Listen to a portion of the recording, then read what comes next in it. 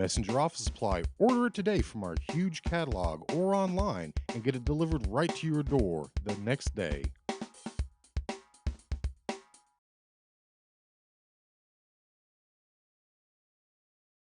Oh, there ain't a whole lot going through my mind right now. It just really the more important things are the charities that are up and bake sale and things that they've had here for Jackie. What I'm going to do later is secondary to all this. I mean, the charities and stuff is the main thing, and the autograph signs and stuff for the United Way and the Resist Our Relief Fund. Well, those are way more important things than what my ride's going to account for, and mine is so routine. So I've done it all my life, so I should come second nature to me tonight. So I'm not too worried about that. I hadn't really even thought much about it. Just taking care of business today's the first thing at hand. I'm gonna get on Kathmandu, so we'll just see how that goes. We're gonna give her hell.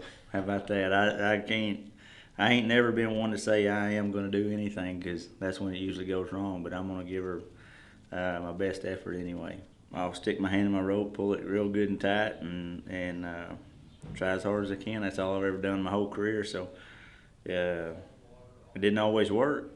So we'll just see if it works tonight or not. Well, it really it's kind of weird that I've never spent much time in Decatur other than the bull riding or passing through or coming to the Western store to pick something up at the rope supply or something. Just from what I've learned about Decatur and Wise County over the last 6 years that we've had this bull riding, it really has become my second home. I've always been Marietta, Oklahoma, Love County kid, and that's just where I live. That's part of me. If you ever run me out of Love County, I will come to Wise County. I'll come to Decatur, just because of the way the people get behind fundraisers and charities and any kind of function that goes on, events in this community, anything that goes on.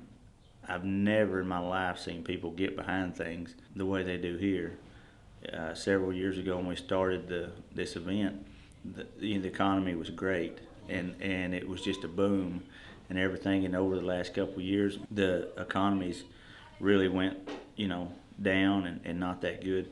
But you couldn't tell it by our sponsorships, by the people that show up, the people that lend hands to make this event work.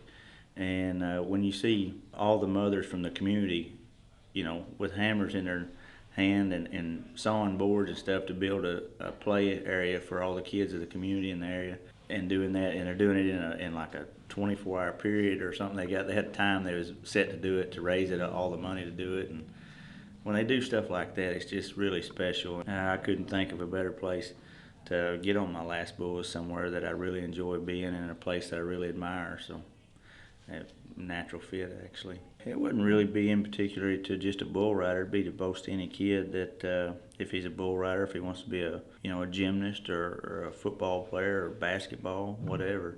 If you can make a living doing something you love, you'll never work a day in your life. If you can be one of those few lucky people, as I am, to find that one thing that you can make a living at that you truly love to do. I'm not the richest guy in the world, but I feel like I'm the luckiest guy. I don't have to do anything I don't want to do. So if they wanted to be a bull rider or a baseball player, if it's what you want to do, give it your all. It doesn't matter if you want to be the CEO of AT&T or something.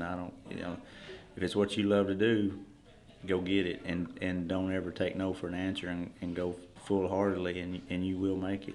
Well, if I look ahead 10 years, by then Wacy will be 10 years almost, maybe a little over 10 years old, and maybe have another kid or two. I'll probably be, if the good Lord willing, I may still be doing a little television. May be even more involved in the buck and bull industry than I am now, and chasing them kids around the rodeos or baseball games or whatever they want to do. And you never really know what happens till it's over. There's that sweet spot, when you're in time and in the click with them, that you can actually do a little thinking. But it's going so fast, you don't have time to really think and comprehend to what's going on.